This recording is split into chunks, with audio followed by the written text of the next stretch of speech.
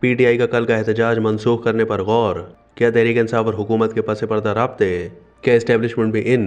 P T I کی سیاسی committee نے اسلام آباد ہائی کورٹ کے فیصلے کے پیش نظر 24 نومبر کے احتجاجی مارچ کو منسوخ کرنے اور بشرا بی بی کے پیدا کردہ تنازع پر غور کیا ہے۔ بات چیت میں شامل پی ٹی آئی کے کچھ رہنماؤں کے مطابق کمیٹی کے ارکان کی اکثریت عدالت کے فیصلے کی روشنی میں 24 نومبر کے احتجاجی مارچ کو منسوخ کرنے کے حق میں تھی۔ ان کا موقف تھا کہ حکومت سے بات چیت کو آگے بڑھنے دینا چاہیے۔ پی ٹی آئی کی سیاسی کمیٹی نے فیصلہ کیا ہے کہ یہ آپشن عمران خان کو پیش کیے جائیں، جس میں احتجاج کی کال ختم کرنے اور بات چیت میں آگے بڑھنا شامل ہے، تاکہ وہ اس پر کوئی فیصلہ کریں۔ سیاسی کمیٹی کی سفارش کے بعد پی ٹی آئی رہنماؤں کا وفد عمران خان سے ملاقات کے لیے اڈیالہ جیل گیا، تاہم ان کی ملاقات نہیں ہو سکی۔ بعد ازاں وزیر اعلیٰ خیبر پختونخوا علی امین گنڈاپور نے احتجاجی مارچ کے معاملے پر بات چیت کے لیے پشاور میں پارٹی رہنماؤں کا اجلاس طلب کیا ہے۔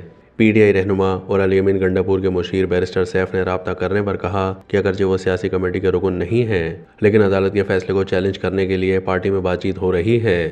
بشرا بی بی کے سعودی عرب سے متعلق ویڈیو بیان سے پیدا ہونے والے سنگین تنازع پر پارٹی ذرائع کا کہنا ہے کہ سیاسی کمیٹی کے بیشتر ارکان خوش نہیں تھے اور انہوں نے اس کی مخالفت میں بات کی، تاہم وہ بشرا بی بی کے بیان کو کھل کر مسترد کرنے کا فیصلہ نہیں کر سکے۔ کچھ رہنماؤں نے مشورہ دیا کہ پی ٹی آئی کو چاہیے کہ وہ بشرا بی بی کے بیان سے فاصلہ اختیار کریں اور خاتون کو اپنا دفاع کرنے دینا چاہیے، تاہم اس بات کا فیصلہ بھی نہیں ہو سکا۔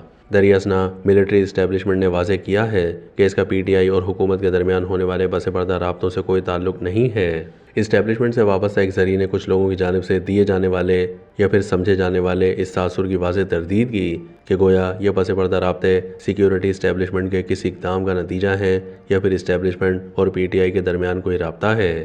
ذریعے نے مزید کہا کہ ہمارا موقف واضح ہے کہ فوج کسی سیاسی جماعت سے بات نہیں کرے گی، یہ سیاسی جماعتوں کا کام ہے کہ وہ ایک دوسرے سے بات کریں۔ انہوں نے مزید کہا کہ پاک فوج کسی سیاسی رہنما یا سیاسی جماعت کے ساتھ کوئی بات چیت نہیں کرے گی۔ ذریعے نے رواں سال مئی میں آئی ایس پی آر کے D G lieutenant general Ahmed Sharif کی پریس کانفرنس کا حوالہ دیتے ہوئے کہا ہے کہ ادارے کا بیان کردہ موقف بدستور قائم ہے۔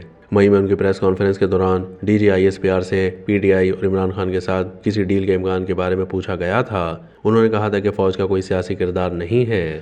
انہوں نے واضح کیا تھا کہ فوج غیر سیاسی ہے اور ہر حکومت کے ساتھ اس کے تعلقات آئین اور قانون کے مطابق ہیں۔ تمام سیاسی جماعتیں ہمارے لیے قابل احترام ہیں، لیکن اگر کوئی سیاسی گروپ اپنی ہی فوج پر حملہ کرتا ہے تو کوئی اس کے ساتھ بات چیت نہیں کرے گا۔ ایسے انتشار پسند گروپ کے لیے واحد راستہ یہ ہے کہ وہ قوم سے معافی مانگے، نفرت کی سیاست ترک اور تعمیری سیاست کا وعدہ کرے۔